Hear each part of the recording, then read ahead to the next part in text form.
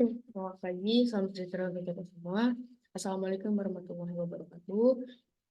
Perkenalkan, nama saya Nabila Azrul, saya dari Prodi RPL, Teknologi Rekayasa Perangkat Lunak.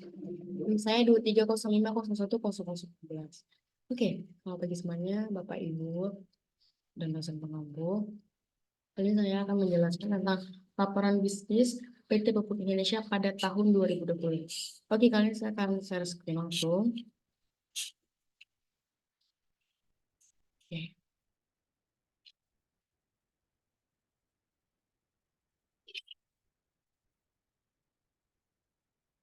Di sini saya akan menjelaskan tentang laporan bisnis PT Pupuk Indonesia pada tahun 2020. Di sini ada daftar isinya itu latar belakang, kondisi industri dan ekonomi, produksi untuk tahun 2020, tinjau tahunan, strategi yang akan kami kasih tahu dan seterusnya. Oke, untuk latar belakang. Oke. Untuk latar belakang, PT Pupuk Indonesia atau Persero itu berawal dari PT Pupuk Sriwijaya. Namun, pada tahun 2012, perusahaan resmi mengganti nama menjadi PT Pupuk Indonesia atau Persero. Saat ini, Pupuk Indonesia menaungi 10 anak usaha yang bergerak di bidang proses pupuk, ETC, logistik, utilitas, pangan, dan perdagangan. Seperti ini adalah jenjang pabrik dari PT Pupuk Indonesia. Oke, next. Next itu ada kondisi industri dan ekonomi. Untuk tantangannya itu ada untuk kondisi industri dan ekonomi itu ada dua, yaitu satu tantangan eksternal dan peluang strategi. Nah, untuk tantangan eksternal pada tahun 2020 merupakan tahun yang penuh tantangan dengan dampak global pandemi COVID-19. Meskipun sektor pupuk cenderung lebih stabil, adanya gangguan rantai pasokan dan fluktuasi harga komoditas memerlukan manajemen yang cermat. Dan untuk peluang dan strategi, pada sisi positif, permintaan global terhadap pupuk tetap stabil. Perusahaan berhasil memanfaatkan peluang ini dengan menyesuaikan strategi pemasaran dan distribusi untuk memastikan kelancaran pasokan dan memanfaatkan potensi pasar. Untuk penjualan pupuk pada tahun 2020, sepanjang 2020, perseroan mampu memproduksi pupuk sebanyak 12,26 juta ton atau 117% dari target yang ditetapkan pemegang saham. Selain itu, perusahaan juga menghasilkan 7,12 juta ton amoniak, asam sulfat, asam fosfat, dan produk non-pupuk lainnya di tahun yang sama. Next, di sini ada peninjau pada tahun 2020, yaitu pada realisi 2020, untuk satu produksi pupuknya itu mencapai 12 juta, 263.833 juta ton.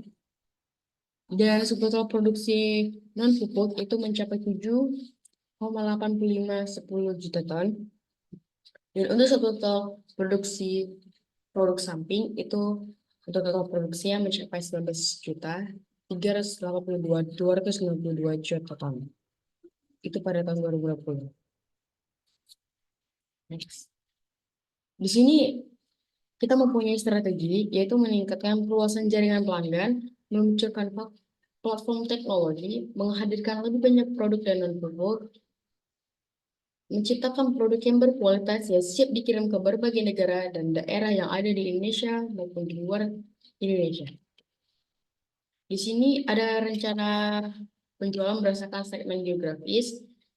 Di sini saya lihat datanya.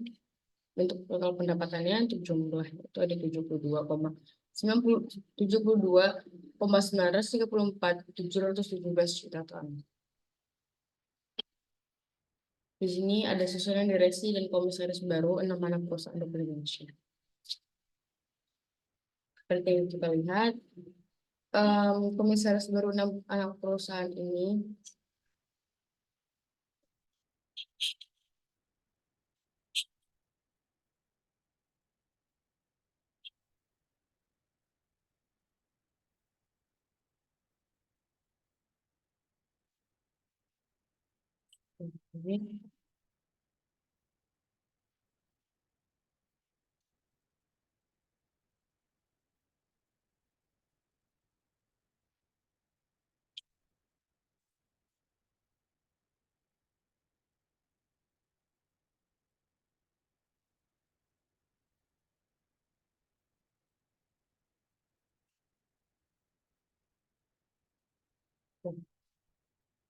Ini saya menjelaskan bahwa tentang laporan bisnis pada tahun 2020 itu memberikan dampak yang banyak juga buat untuk seluruh usaha yang ada di Indonesia. Tetapi PT Pupuk Indonesia pada tahun 2020 berhasil melewati masa pandemi itu dengan penjualan pupuk paling kalau bisa dibilang banyak karena sampai 117% dari target yang pemegang saham dari. Selain mempunyai strategi yang bagus, PT Pupuk Indonesia juga mempunyai komisaris 6 perusahaan baru yang pastinya sangat mendukung dan didukung untuk memajukan PT Pupuk Indonesia sendiri. Jadi bisa disimpulkan bahwa dalam kondisi apapun, PT Pupuk Indonesia itu mampu untuk berdiri ibarat ketika sedang masa jadinya dia mampu berdiri karena memanfaatkan situasi dan kondisi tertentu yang bisa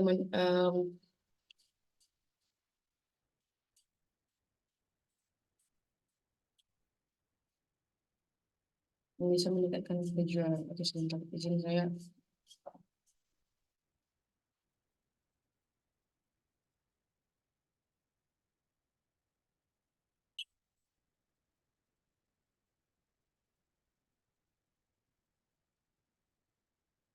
Kali tadi sama saya mulai, saya mohon maaf. Kali ini saya akan beritahu tentang susunan direksi dan komisaris baru 6 anak perusahaan pupuk Indonesia.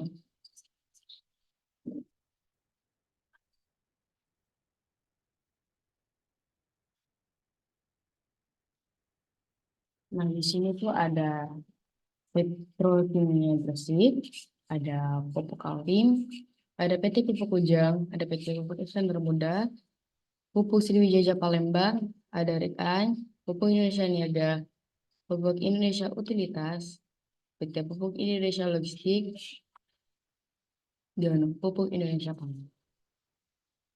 Ada Kilop, ada PNG, dan Terbesar.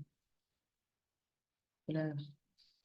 Jadi, anak-anak perusahaan ini yang membantu PT Pupuk Indonesia atau untuk tidak ada artinya adalah susunan direksi dan komisaris baru 6 perusahaan anak perusahaan Pupuk Indonesia. Dari mana mereka memegang saham PT Pupuk Indonesia dan membantu menargetkan pemasaran untuk pupuk Indonesia. Oke, sekian terima kasih. Semoga laporan tahun ini dapat membuat perusahaan kita menjadi lebih baik lagi serta mendapat partner untuk bisa bekerja sama perusahaan kita dan ciptakan perubahan yang baju terhadap Indonesia. Saya pamit undur diri. Wassalamualaikum warahmatullahi wabarakatuh. Selamat siang.